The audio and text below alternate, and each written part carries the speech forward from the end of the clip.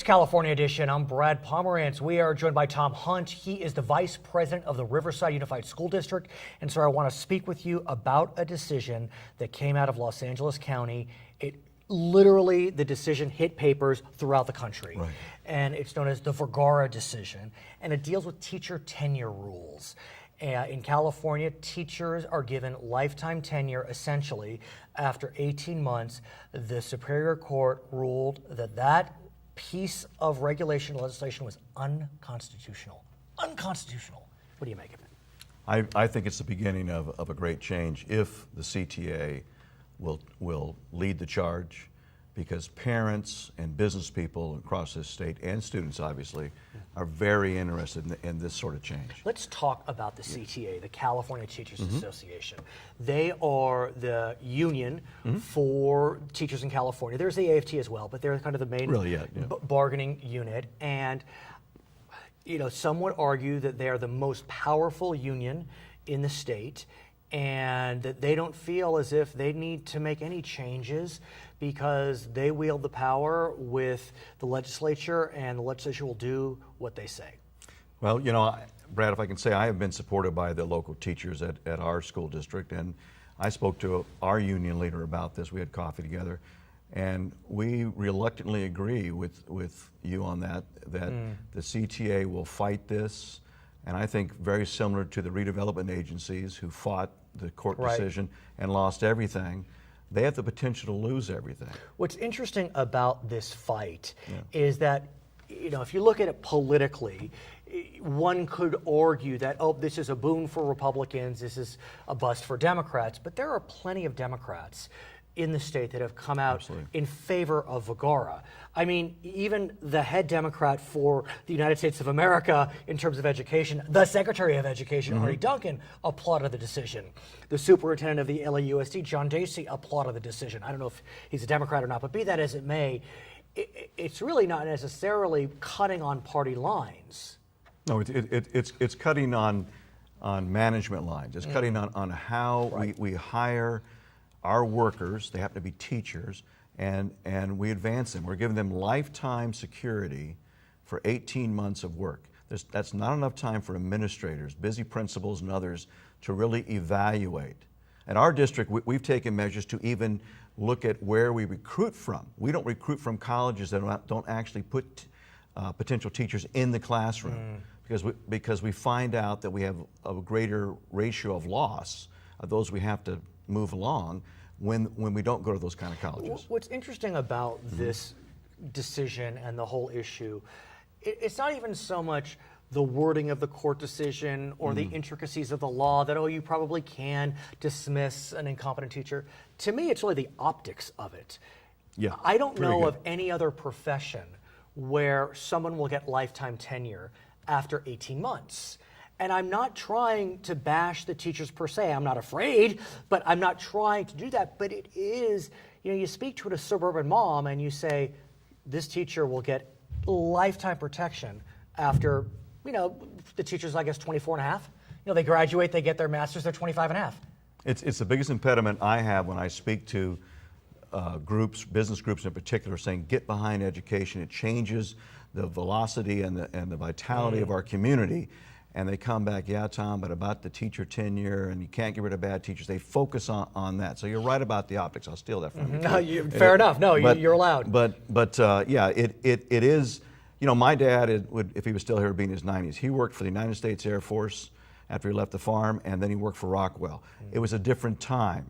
So company man. Yeah, perhaps that time it was allowed, but in 2014 and going forward, this is the wrong way to try to operate a company or a but that's I mean, in a sense, it is a company. Well, and what I've said to teachers, to open groups of teachers, we are not an employment agency.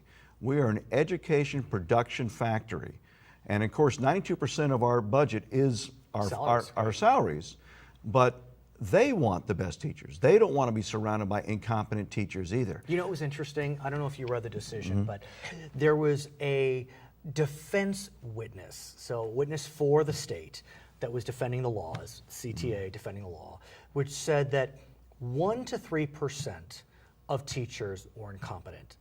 That's a low number, so uphold the decision, the regulation, the law. The court said that this is evidence in favor of the plaintiff because 1 to 3% is over 8,000 teachers. And if you got a kid that has one of those 8,000 teachers, that's incompetence and that's unconstitutional. Incompetence is so tough to eradicate out. That's a fair question. I'm more concerned with the mediocre teacher. I'm concerned about the individual, the professional. Let me just say, being a teacher, you think about it, that's a very challenging profession. You have an ongoing education. You have to have management skills of an entire classroom, case or student management for probably 150 kids, and you have to have excellent presentation skills. I mean, you're a super salesperson. And so not everybody's cut out for it. No doubt. And some people need during that time, like any salesperson does, some up course, some retraining. We're not allowed to do any of that. So we only get to focus on really the very bad teachers. And I will tell you that stacks this high of legal papers taking 2 years for a teacher is ludicrous. And let's talk about... And they're still in the classroom. And let's talk about one example Sure. that actually led to a legislative fix that passed recently. We all heard about the Miramonte case. Right. There was a teacher at Miramonte Elementary that was serving his mail discharge to his students on a spoon. Right. And he was criminally prosecuted. Mm-hmm. He's going to jail for 25 years, but he also got $40,000 from the school district to go away.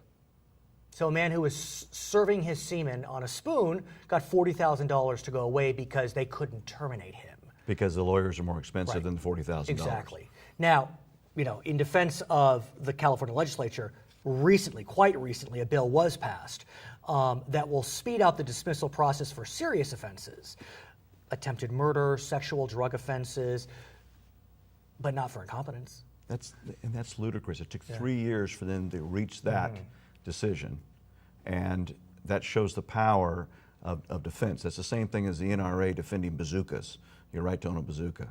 We've got to, but we're talking about the greatest product we have, the most important resource we have, and that is the future replacement parts for you and me. It's our children.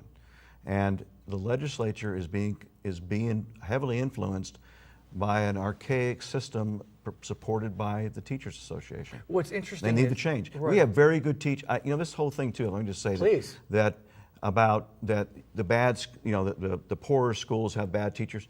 I can tell you at RUSD that's not true. I mean, I am impressed with the teachers who will go to our tough schools. What's interesting about what you just described is often the teachers that will go to the toughest schools, and that's what the court talked about, will be the younger teachers because they got that fire in their belly. Yes. But then when there's a layoff, LIFO, last in, first out, those great young teachers, they're gone. They're gone. And so that's what the court also said, is that when you have seniority trumping performance, that is unconstitutional. It is, and it's not always the case. I mean, there are some amazing teachers who are 35-year veterans. Right. And one of them just retired at Gage, and I can think of Sherry Ober at Longfellow and Kathy Pitchford at Kennedy. But it is the case. It's a system that can't be supported anymore. It has to change.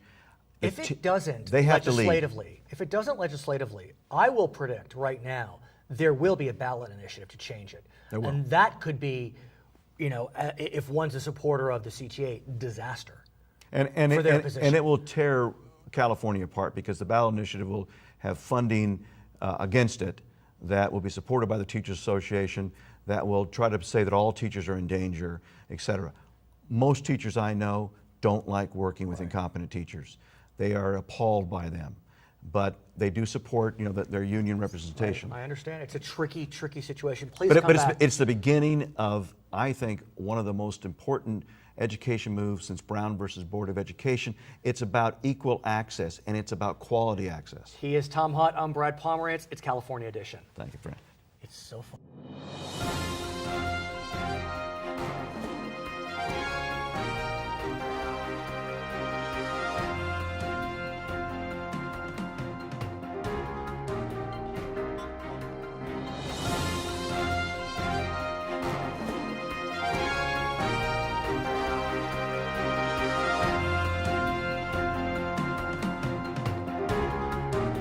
California Edition. I'm Brad Pomerantz coming to you from the Inland Empire. We are joined today by Ben Johnson. He is the Vice President of the Alvord Unified School District, which is a district in the Riverside County area, also a candidate for the Community College District in Riverside, RCCD.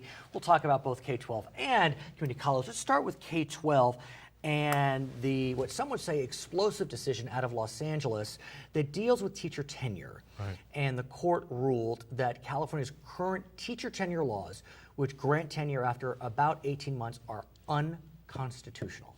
That's powerful. It's extremely powerful, and as you think about everything that K-12 is dealing with now with Common Core and local Right. control funding, I've heard it compared to the most important decision that's going to impact education since Brown versus Board of Education. I don't know if I disagree with you. Well, I really don't. It's a really explosive issue. It is, and it's ironically they have 9 students involved with this case that Right. ties right into the Little Brown v. Rock, Board. Little Or Rock Little Nine. Rock, the Little Rock Nine. Nine, exactly. It is explosive, and I think, you know, they talk about 1 to 2% of teachers being incompetent. But here's what was I don't know if interesting, that's if I true. may. I mean, what wound up happening is the court used the defense's witness, which said only 1 to 3% are incompetent, against the defense, claiming, well, that could be 5,000 to 6,000 teachers. If your kid's in one of those classrooms, How would you feel? how would you feel? Yeah. Well, and you know, I'm biased with our relationship with our Teachers Association because we have a Strong.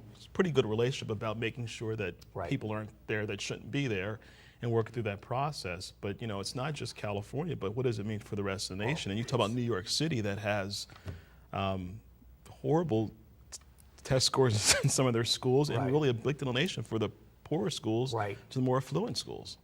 The fundamental issue was this notion of last in, first out. That's what the court found most concerning, that excellence in the classroom didn't matter. If you were hired last and there was a layoff, you're out. Doesn't matter if someone who was there with 25 years was a terrible Right. teacher. There is some reform out of Sacramento, even pre-Vergara, this was Right. marching through, and it does allow to speed up the termination process for egregious conduct. Not for incompetence, for egregious conduct. And that's why I talk about relationships with the associations, because I think if we're all in it for the best interest Right. of students, then the associations shouldn't want people there that are egregious or bad at what they're doing. And so, you know, we have that kind of relationship in our district in Alvord. But the one thing that stood out for me was the Teacher of the Year in LA was one of those that got a pink slip because of her lack Last of in, having first out. Right. I mean, and that, I mean, the optics of that, sir, they're so palpable. I mean, Teacher of the Year, removed. You know, teacher who's been there 25 years who can't stand teaching, still in. And I don't want to be a teacher basher. Again, this is not about bashing teachers. Because, look, you know much better than I do. Our teachers are there on the ground. I Absolutely. mean, they're the ones doing the hard work. I'm in the clouds talking about this, you know, as a journalist. You know, you're at least on the school board. But my point is, it's still, it's an issue that really gets people going.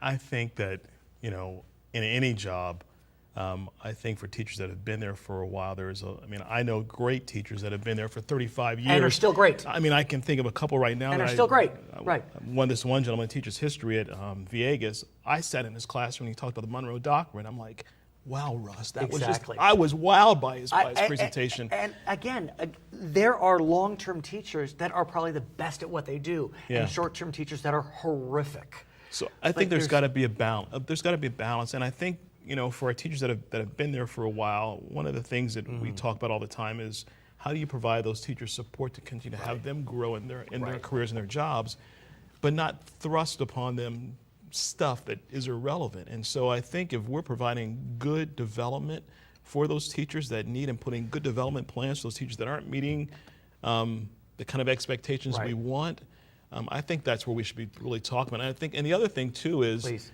dollars. I mean, with local control funding, they looked at LA, and LA's funding in some of those schools weren't as good as other schools. And so I think if we improve our funding and improve our programs, To be continued. and have a good dialogue about what's going on. Let's talk about an issue that's percolating in the community college system. You are a candidate for the Community College Board in Riverside, and that is a bill that has passed. That's correct. After a lot of hard work from Senator Marty Block out of San Diego. It had failed a couple of years ago, and the bill allows community colleges in California, at least a subset of them, to provide bachelor degrees. That's a sea change. It's a change. You know, I saw a statement from Tim White, who is the CSU chancellor, used to be at UCR, talking about they had to basically not accept 25,000 students over the last 2 years. And we have a lot of people that want to continue their education but aren't capable of it because there's not enough room. And you know what else is interesting? You know, Riverside is special in a lot of ways in that within Riverside's purview, you have RCCD, you have UCR, you have Cal State San Bernardino. But if you go out to, for example, the Victor Valley, you know, they have a school, a CCD out there. Right.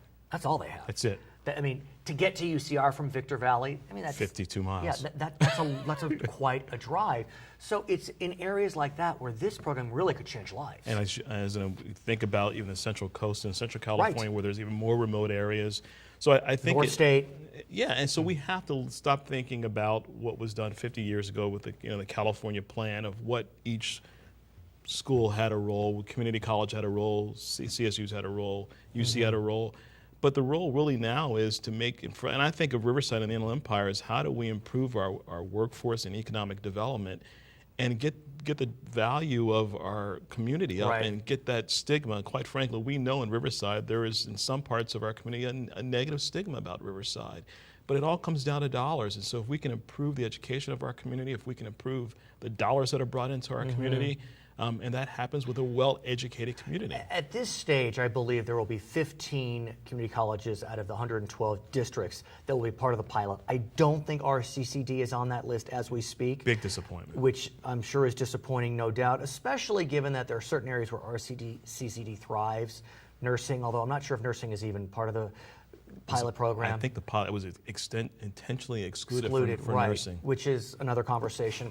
But let's march forward. Pilot goes well. You're on the board of the Community College District Board, presumably. Would you want RCCD to be part of the group that offers 4-year degrees? We should have been advocating for this a year ago. I definitely, that's one of my big pushes, is to make sure that when the time comes that RCD is able to offer 4-year degrees. And again, in very limited areas, so it's not everything.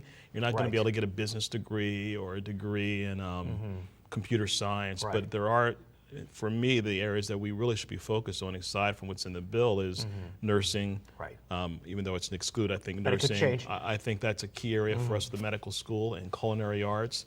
And then there are a variety of supportive areas, and we have a great police program, so I think police science would be another one that we could build upon what's great at, which I think is really good at RCCD, and make it even better. So what do you do, presuming you're elected, to get Riverside to participate in this program? I think we need to be working with our state and local officials to be an advocate for the program and really talk about what's part of the engine that we can create in Riverside. And with the med school, again, I think that is a prime reason why we need this program. We do not have enough nurses and physicians in the Inland Empire to take care of the people that live here. Absolutely correct. So why are you looking to make the move from Alver to RCCD? Well, from K-12 school board to community college school board? Thank you for asking. I think there is a big connection between what's happening in our K-12 schools, and I think the community college would benefit from having someone that's had 18 years experience in governance at the K-12 level, and I think that translates well into the community college. And I have 2 daughters that go there. So RCCD? RCCD. You're kidding. Which campuses? They'll both be at, one's there now, and she's actually a dance major. Yes, I remember that. At RCC, at the Riverside campus, and the other one will probably be in nutrition. And so also Riverside campus. Also Riverside RCCD campus. has 3 campuses. They do, the Norco and the Moreno Valley campus. So for me, it's not just about, it's personal too. I hear you. It's very His name personal. is Ben Johnson. He's Vice President of the Alvord Unified School District, candidate for the Riverside Community College District. That election will be held in November. I'm Brad Pomerantz. It's California Edition. Thank you, sir.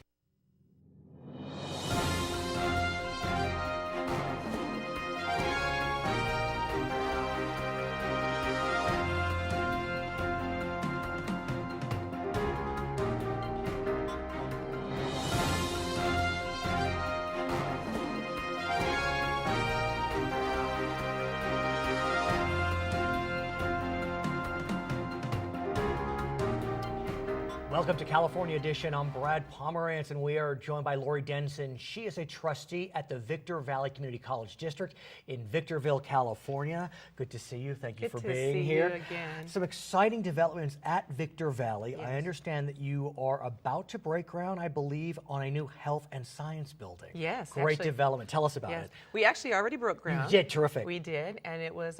It's going to be named the Dr. Primready Health and Science Building because he graciously gave us $2 million. How nice of him. Yes, It's worth yes. it. He can have a building named after himself for Exactly, that. exactly. And why is it that you are developing this new complex? I mean, I presume the campus is growing, but give us a sense why it's needed. Well, VBC is about 50 years old, so some of the buildings are about 50 Right, years exactly, old. right. And so this will give us some modern labs and other types of computer networking Right. and things like that that we can use that are up to date, Right. which are similar to what they use in the college. I mean, in the hospitals. Right.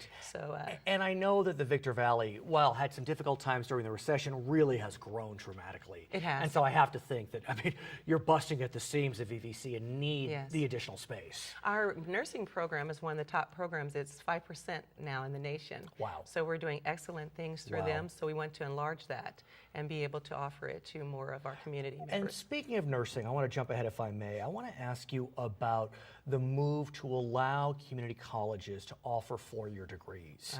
Yeah, and I see that the eyes light up. It's an Yes. exciting development for so many CCDs. It is. And one of the areas where four-year degrees are most desired from community colleges is nursing.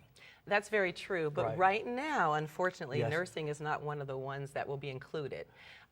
The Senate bill that you're speaking Ah. of, yes. Tell me. Tell me. The Senate bill that you're speaking Right. of is for a pilot Right. of 14, I believe 15 Yeah, I think community you're right. colleges. And you have to address the needs of the community. So what's the most pressing need in regards to career force there? And that's the one. We can only offer one Okay. baccalaureate, and it can't be nursing because right now there's still some contingency between. Interesting. Yes. So do you, I don't know if you know if you're going to be one of those 15 pilot programs. We don't know yet. What area would you like to see if you only pick one? Well, engineering's a big thing. We have SCLA, and we have a Yes. lot of engineering Right. businesses that are coming, and we don't have the qualified people to fulfill those jobs. So people come in from other parts of the community, and it would be great to be able to offer it. You And know. what's so unique about Victor Valley is that you really, if you think about it, don't have a four-year institution. We don't. That close. I mean, UCR kind of, sort of, Cal State San Bernardino kind of, sort of, but not really. I mean, Right. it's a commute. It is. And so it seems as if this Senate bill really is kind of tailor-made for VVC. It would be wonderful because we have people who cannot commute. Right. They don't have the transportation, they don't have the monies, they don't have the time, and so to have a 4-year right there in the area that they could get to would be awesome. It would be wonderful. Do you know the process whereby a district applies to be a part of the 15 school pilot? I don't. Well, I know that I've been in constant contact Right. with Dr. Constance Carroll out of San Diego. Sure. She was one of the ones that our chancellor put on the committee for this. Well, that's a good idea. And Right. and so it's gone through the assembly, and Right. it was right there. So Right. what's needed is that whatever institution wants to be involved, they have to have a plan. Right. The plan has to be what are you going to charge for the Right. yes, for the higher courses. Because it's not going to be the 45 a unit like No, it is. no, for- it can't. yeah. It can be for the general requirements, but Ah. it cannot be for the upper. Mm-hmm. And we have to make sure that we have everything in place so that when it comes to us,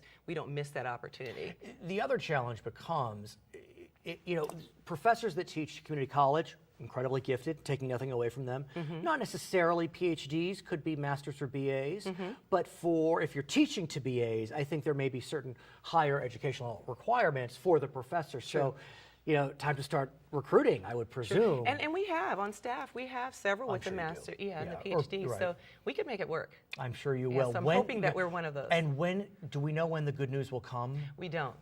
We don't know. so- We've been writing letters. Right. We wrote a resolution in June. Right, I and- remember that, In yes. support of the Senate bill, and we're just kind of waiting to hear. At the same time, you're looking at the other end of the community college spectrum, and that is high school students Yes. that are looking toward college. It's so interesting, Lori, because I think about when we were younger, kids that went to community college, often it was a remedial step. Right. It's not that way anymore. There are plenty of incredibly gifted children, students, Yes. that start at community college for a variety of reasons. Economical, smaller class size, and then will matriculate to 4 years.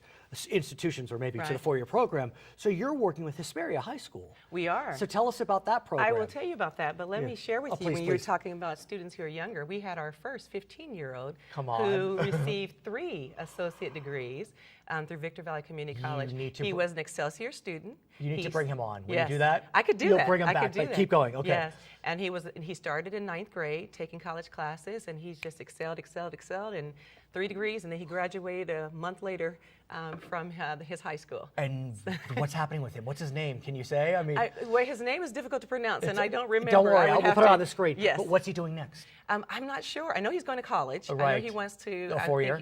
He's going to a 4-year. He's been accepted at I can several. imagine.